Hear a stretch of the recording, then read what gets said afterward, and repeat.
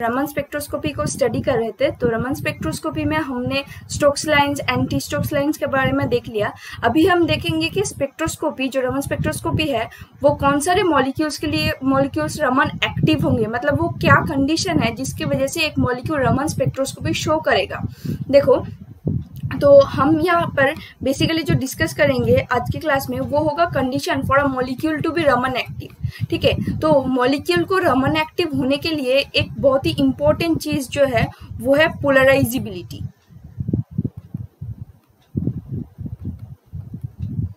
अभी ये पोलराइजिबिलिटी क्या है, इसको हम आज की क्लास में देखेंगे। मतलब ये पोलराइजिबिलिटी कैसे जनरेट करता है एक मॉलिक्यूल में, मतलब एक मॉलिक्यूल में पोलराइजिबिलिटी होना बहुत ही जरूरी है। फिर हम कंडीशंस के बारे में भी डिस्कस कर लेंगे। देखो, अगर एक मॉलिक्यूल को हम कंसिडर करते हैं, let us consider a molecule A B. ठीक है, अब ये ए बी जो मॉलिक्यूल है वो पोलर भी हो सकते हैं, वो नॉन पोलर भी हो सकते हैं, कुछ भी मॉलिक्यूल हो सकते हैं, बट वहां पर इलेक्ट्रॉन्स प्रेजेंट होंगे। ठीक है, अभी ये ए बी मॉलिक्यूल को अगर हम एक स्टैटिक इलेक्ट्रिक फील्ड के अंदर रखते हैं, कहां पर रखेंगे? In between a static electric field. ये होगा पॉजिटिव एन, ये होगा negative end. This is going to be the static electric field. तो फिर क्या होगा? देखो, यहां पर जो इलेक्ट्रॉन्स प्रेजेंट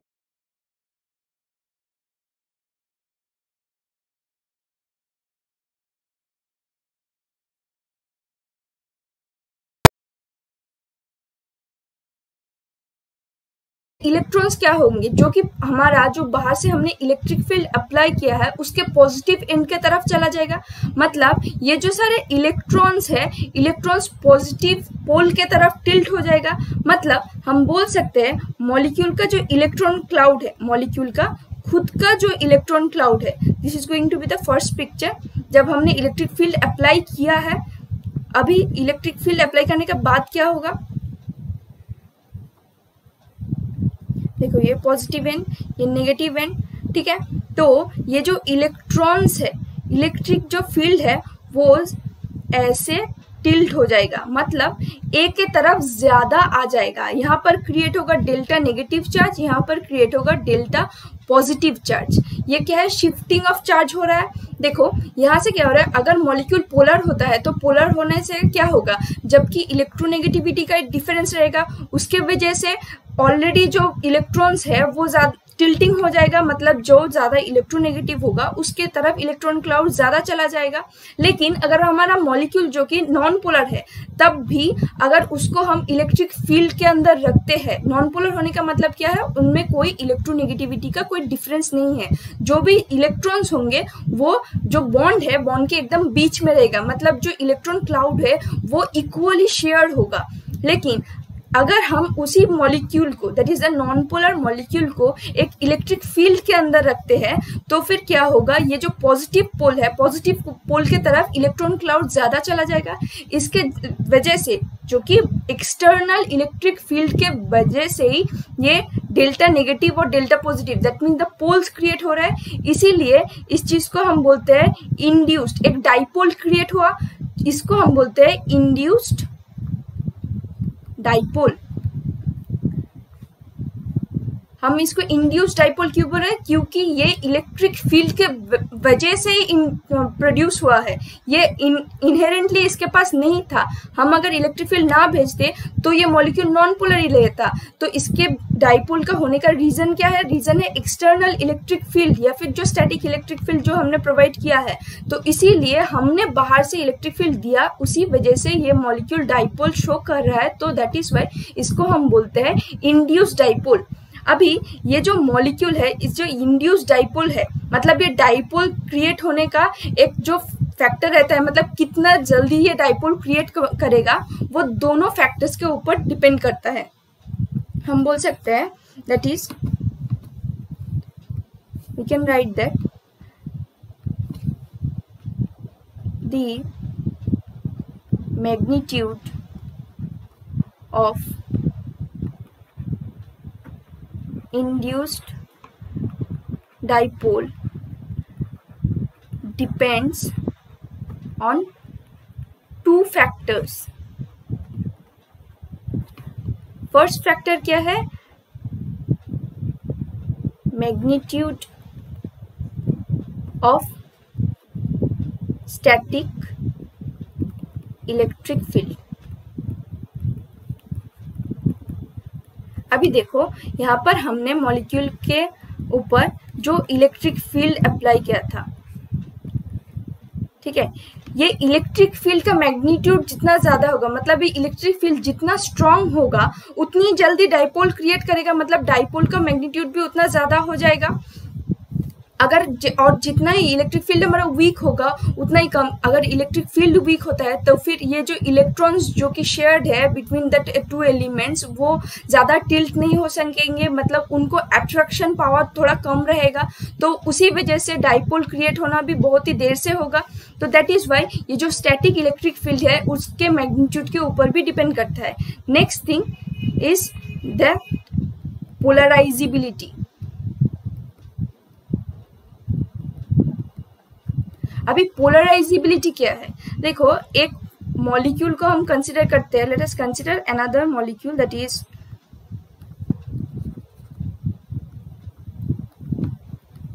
XY। एक मॉलिक्यूल हम कंसिडर करते हैं, ठीक है, ये XY मॉलिक्यूल के बीच में एक इलेक्ट्रॉन क्लाउड प्रेजेंट है। ओके, तो अभी और एक मॉलिक्यूल हम कंसिडर करते हैं WZ, ठीक है, यहाँ पर भी इलेक्ट्रॉन क्लाउड्स प्रेजेंट है। अभी यहाँ पर हमने इलेक्ट्रिक फील्ड को अप्लाई किया है, बोथ केसेस में हम इलेक्ट्रिक फील्ड को अप्लाई करेंगे, सेम मैग्नीट्यूड के इलेक्ट्रिक फील्ड को अप्लाई करेंगे। तो क्या देख सकते हैं, फर्स्ट जब हम इलेक्ट्रिक फील्ड अप्लाई कर रहे हैं, ठीक है, यहाँ पर XY मॉलिक्यूल के लिए हम देख सकते हैं कि जो इलेक्ट्रॉन क्लाउड है वो ज्यादा टिल्ट हो जा रहा है, मतलब बहुत ही इजीली इलेक्ट्रिक फील्ड अप्लाई करने के साथ साथ ही बहुत ही इजीली जो इलेक्ट्रॉन क्लाउड है वो पॉजिटिव पोल की तरफ चला जा रहा है। वेयरएज फॉर WZ मॉलिक्यूल ये जो इलेक्ट्रिक फील्ड है वो उतना जल्दी नहीं हो पा रहा है, मतलब उतना जल्दी डाइपोल क्रिएट नहीं हो पा रहा है। तो दैट इज वाई, मतलब हम बोल सकते हैं ये इलेक्ट्रॉन्स जो प्रेजेंट है वो बीच में बहुत ही स्ट्रांगली बाउंड है, दैट इज वाई उन लोगों को वो टिल्ट नहीं कर सकते, मतलब डाइपोल उतना ज्यादा और उतना जल्दी क्रिएट नहीं हो पा रहा है। तो दैट इज वाई ये दोनों टाइप के मॉलिक्यूल्स है जिनके इलेक्ट्रॉन्स को हम बहुत ही जल्दी एक्सटर्नल फील्ड के वजह से डाइपोल क्रिएट कर सकते हैं, उनको हम बोलते हैं सॉफ्ट मॉलिक्यूल्स। सॉफ्ट क्यों? क्योंकि उनके इलेक्ट्रॉन क्लाउड्स को हम मूव करा सकते हैं बहुत ही जल्दी। लेकिन जो सारे मॉलिक्यूल जिनके इलेक्ट्रॉन क्लाउड को हम मूव नहीं करा सकते हैं उनको हम बोलते हैं हार्ड मॉलिक्यूल्स।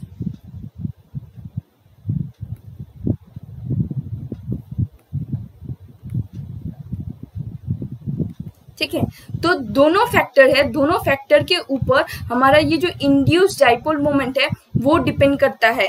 तो फिर मैथमेटिकली इस चीज को हम क्या लिख सकते हैं? Mathematically we can write the dipole moment that is mu which depends on the electric field and polarizability. Polarizability को हम डिनोट करते हैं अल्फा से। अल्फा क्या है? E हो गया हमारा इलेक्ट्रिक फील्ड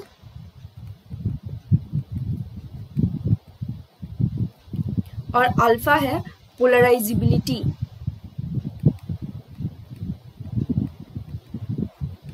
ठीक है, तो इन दोनों फैक्टर के ऊपर हमारा जो मॉलिक्यूल है वो उसका इंड्यूस्ड डाइपोल मोमेंट डिपेंड करेगा। इसको हम I से रिप्रेजेंट करते हैं बिकॉज ये इंड्यूस्ड डाइपोल मोमेंट है और यहाँ पर भी एक I हम लिख सकते हैं। ठीक है, तो नेक्स्ट थिंग हम देखेंगे कि अगर ये जो मॉलिक्यूल का जो पोलराइजिबिलिटी है, इस पोलराइजिबिलिटी क्या क्या चीज है, किसके ऊपर डिपेंड करता है। देखो, मतलब एक मॉलिक्यूल को कहाँ से हम ज्यादा पोलराइज कर पाएंगे उसी चीज को हम देखेंगे। हम एक मॉलिक्यूल कंसीडर करते हैं AA, एक मॉलिक्यूल है जिसको हम एक बार ऐसे ही रखेंगे, मतलब A ऐसे ही देखेंगे। नेक्स्ट टाइम हम इस मॉलिक्यूल को रोटेट कर देंगे। Let us consider the A molecule ऐसे था, अभी मॉलिक्यूल को हमने ऐसे रोटेट कर दिया। ठीक है, तो अभी ऐसे रोटेट करने से मॉलिक्यूल कैसा दिखेगा? ऐसे दिखेगा।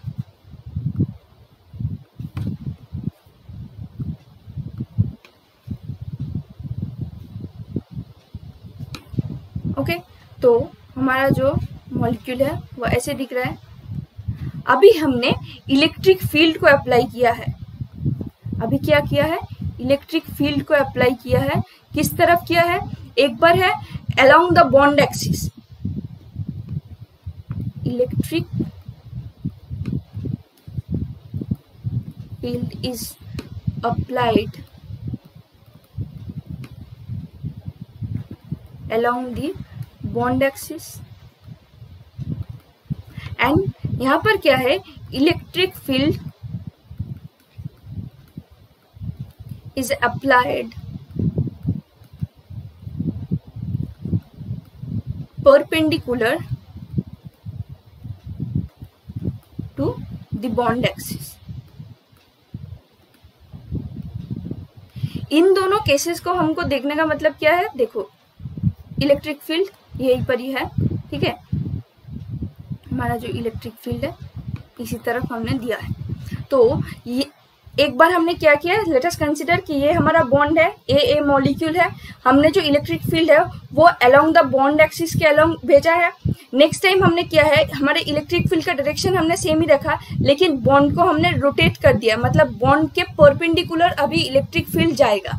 तो अभी क्या हो सकता है, बेसिकली हमको देखना है मॉलिक्यूल कौन सा डायरेक्शन में ज्यादा पोलराइज हो सकता है, मतलब जब हम इलेक्ट्रिक फील्ड को अलोंग द एक्सिस भेजेंगे तब वो बॉन्ड ज्यादा पोलराइज होगा, या फिर जब हम मॉलिक्यूल परपेंडिकुलर रहेगा तब ज्यादा पोलराइज रहेगा। तो ये दोनों कंडीशन हमको देखना पड़ेगा।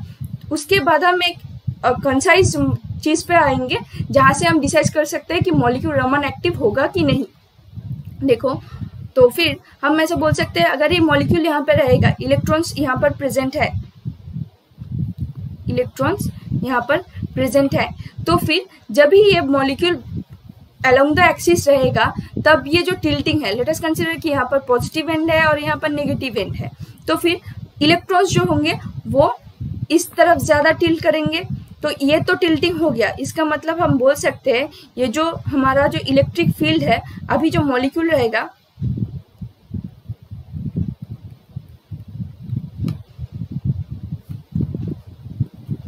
मॉलिक्यूल का जो इलेक्ट्रिक फील्ड है और जो इलेक्ट्रॉन क्लाउड है बेसिकली वो ए की तरफ ज्यादा चला जाएगा, ठीक है। नेक्स्ट थिंग, अगर हम यहाँ पर देखें, यहाँ पर क्या होगा, इलेक्ट्रॉन्स तो यहाँ पर प्रेजेंट थे, अभी इस तरफ अगर पॉजिटिव एंड होता है और इस तरफ नेगेटिव एंड होता है तो क्या होगा, देखो हमारा बॉन्ड जो है वो ऐसे प्रेजेंट है, अभी हमने जो इलेक्ट्रिक फील्ड अप्लाई किया है उस इस डायरेक्शन पे अप्लाई किया, अभी जो पॉजिटिव पोल होगा, पॉजिटिव पोल के तरफ इलेक्ट्रॉन ज्यादा टिल्ट करेंगे, मतलब ये जो इलेक्ट्रॉन्स है, इलेक्ट्रॉन्स पॉजिटिव पोल मतलब इस डायरेक्शन में ज्यादा आ जाएगा, ठीक है, इस डायरेक्शन में पॉजिटिव पोल इलेक्ट्रॉन क्लाउड ज्यादा टिल्ट कर जाएगा बिकॉज यहाँ पर पॉजिटिव पोल है। तो फिर हमारा बॉन्ड का मोमेंट कैसा रहेगा, डाइपोल का चेंज होने से क्या होता है, बॉन्ड का मोमेंट चेंज होगा, तो इलेक्ट्रॉन क्लाउड के शिफ्टिंग की वजह से बॉन्ड मोमेंट जो चेंज होता है, अभी बॉन्ड कैसा दिखेगा, अभी जो बॉन्ड है वो थोड़ा ऐसा दिखेगा। देखो बिकॉज क्या होता है, बॉन्ड क्या है, बॉन्ड तो बेसिकली हमारा इलेक्ट्रॉन क्लाउड ही है, अगर इलेक्ट्रॉन क्लाउड ही शिफ्ट कर रहा है जो कि एकदम बेंड हो जा रहा है तो ऐसे ही बॉन्ड तो दिखेगा ऐसे ही, जो कि एक्चुअल में पॉसिबल नहीं है। मतलब ऐसा बॉन्ड अगर बेंड हो जाता है तो वो मॉलिक्यूल हम क्या बोल सकते हैं, बॉन्ड ब्रेक भी हो जा सकता है। तो दैट इज वाई इस डायरेक्शन पे, मतलब अगर हम इलेक्ट्रिक फील्ड को परपेंडिकुलरली भेजते हैं तो फिर जो पोलराइजेशन होगा वो पोलराइजेशन बहुत ही कम होता है, मतलब पोलराइजेशन बहुत ही कम रहेगा परपेंडिकुलर भेजने से। वेयरएज अगर हम अलोंग द एक्सिस भेजते हैं तो फिर इलेक्ट्रॉन क्लाउड ज्यादा पोलराइज होगा, या फिर हम बोल सकते हैं कि मॉलिक्यूल ज्यादा पोलराइज होगा और डाइपोल मोमेंट इजीली क्रिएट हो सकता है। मतलब जो इंड्यूस डाइपोल मोमेंट है वो डायरेक्शन, उसका डायरेक्शन, हमारा जो इलेक्ट्रिक फील्ड है उसका डायरेक्शन अलोंग द एक्सिस होना है सबसे ज्यादा जरूरी है, ठीक है। तो फिर हम इस चीज को मद्देनजर रखते हुए हम ये बोल सकते हैं कि हम एक चीज पे आएंगे, that is polarisability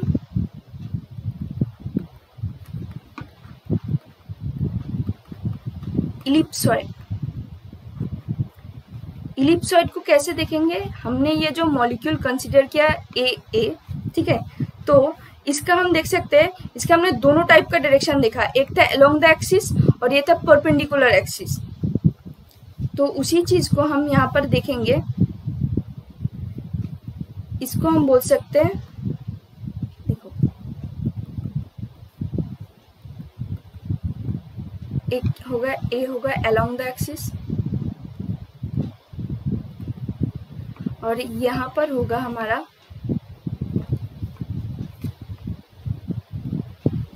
perpendicular axis. ठीक है, तो मतलब मॉलिक्यूल को हम कंसिडर कर सकते हैं, मॉलिक्यूल इस साइड पे भी प्रेजेंट हो सकता है। तो यहाँ पर हमको एक बॉन्ड का सेंटर मिल रहा है, मतलब मॉलिक्यूल को हम बेसिकली समझ लेते हैं कि मॉलिक्यूल को ओवरलैप करके हम देख रहे हैं, एक रहेगा उसका परपेंडिकुलर एक्सिस में, एक रहेगा उसका अलोंग द एक्सिस में। तो यहाँ से दोनों को कंबाइन करते हुए हम एक चीज को डिटरमाइन कर सकते हैं, दैट इज पोलराइजिबिलिटी इलिप्सॉइड। मतलब देखो एक इलिप्स के जैसा स्ट्रक्चर यहाँ पर फॉर्म करेगा, ठीक है, काइंड ऑफ इलिप्स के तरह। मतलब हम इस चीज को अगर कंबाइन करते हैं तो ये इलिप्स के तरह दिखेगा। तो फिर हम यहाँ से बोल सकते हैं ये जो इलिप्स है, इलिप्स का एक सेंटर रहता है, इलिप्स में एक मेजर एक्सिस है, माइनर एक्सिस होता है। तो अगर ये जो सेंटर है, सेंटर क्या है, electrical centre of the molecule.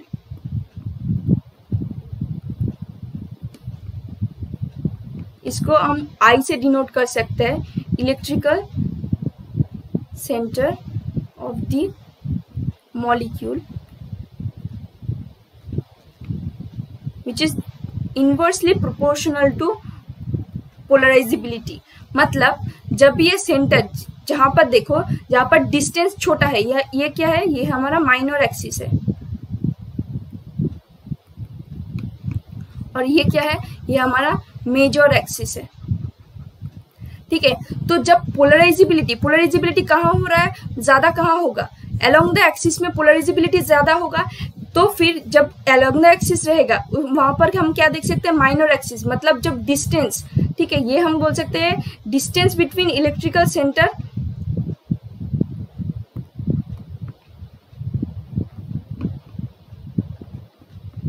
Distance from electrical centre of the molecule, that is, देखो ये क्या है, electrical centre of the molecule, यहाँ से हम डिस्टेंस देख रहे हैं। तो अलोंग द एक्सिस जहां पर पोलराइजिबिलिटी ज्यादा है उसी जगह पर डिस्टेंस कम है। ये डिस्टेंस हमारा क्या है, माइनर एक्सिस है। मैं डिफरेंट कलर से बार बार शो कर रही हूँ, जैसे आपको समझने में बहुत ही इजी रहेगा। देखो क्या है, फिर से मैं बोल रही हूँ, along the axis. Along the axis में हमने देखा जब आप इलेक्ट्रिक फील्ड भेजते हैं तो फिर वो मॉलिक्यूल ज्यादा पोलराइज होता है। तो ज्यादा पोलराइज होने से वहां पर माइनर एक्सिस जनरेट करता है। देयरफॉर जो distance between the from the centre, electrical centre of the molecule वो छोटा रहेगा, तभी पोलराइजिबिलिटी ज्यादा होगा। और जब डिस्टेंस ज्यादा होगा, दैट मीन्स दैट देखो मेजर एक्सिस, यहाँ पर क्या है, यहाँ पर डिस्टेंस ज्यादा है। तो डिस्टेंस ज्यादा होने से वहां पर हमको क्या मिलेगा, वहां पर हमको जो पोलराइजिबिलिटी है वो कम मिलेगा। ठीक है, ये हमारा पोलराइजिबिलिटी का कंसेप्ट है। तो यहाँ से बेसिकली क्या जनरेट करता है, एक पोलराइजिबिलिटी इलिप्सॉइड जनरेट करता है। तो जो मॉलिक्यूल्स होते हैं उन मॉलिक्यूल्स को जब भी रमन एक्टिव होना पड़ता है तभी ये पोलराइजिबिलिटी इलिप्सॉइड का शेप चेंज होना जरूरी है। मतलब for a molecule to be Raman active हम कंडीशन लिख सकते हैं,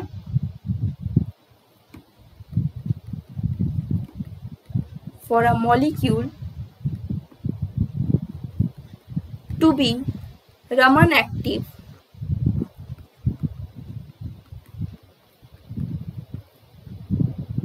it must change its shape of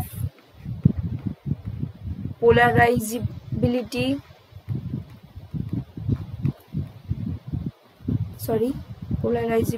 ellipsoid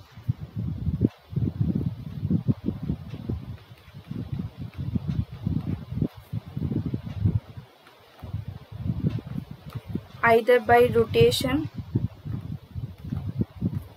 or by vibration।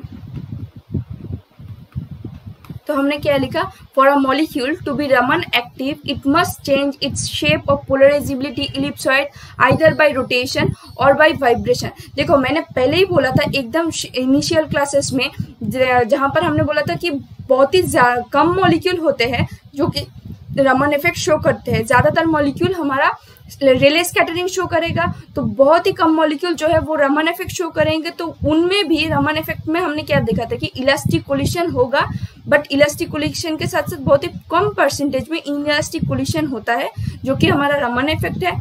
और वो जो शो होता है वो बेसिकली एक चेंज आता है। कहाँ पर चेंज आता है, जो मॉलिक्यूल है मॉलिक्यूल का रोटेशनल लेवल्स में या फिर मॉलिक्यूल के वाइब्रेशनल लेवल्स में। तो फिर ये जो वाइब्रेशनल और रोटेशनल लेवल में चेंज आ रहा है वो उसको अगर हमको अगर फिजिकली देखना पड़ेगा तो हमको कैसे देखेंगे, हमको देखना पड़ेगा जो शेप है पोलराइजेबिलिटी इलिप्सॉइड उसके शेप के अकॉर्डिंग। मतलब एक मॉलिक्यूल हम कंसिडर करेंगे जो कि हम नेक्स्ट क्लास में कुछ एग्जांपल्स देखेंगे कि कैसे पोलराइजेबिलिटी इलिप्सॉइड का शेप चेंज होता है, तो कैसे वो रमन एक्टिव होगा। तो वो जो शेप अगर चेंज करेगा, मतलब कभी ये शेप जो एक नॉर्मल मॉलिक्यूल का शेप है अगर उसका शेप इंक्रीज करता है या फिर डिक्रीज कर जाता है, तो ऐसे चीजें जो भी हम डिस्कस करेंगे वो नेक्स्ट क्लास में देखेंगे। जब ये शेप चेंज होगा तभी वो मॉलिक्यूल हमारा रमन एक्टिव होगा। ठीक है, तो हमने देख लिया कंडीशन क्या है। नेक्स्ट क्लास में हम डिस्कस करेंगे कुछ एग्जांपल्स को लेकर कि कैसे वो पोलराइजेबिलिटी इलिप्सॉइड का शेप चेंज कर रहा है। ठीक है, thank you for today's class.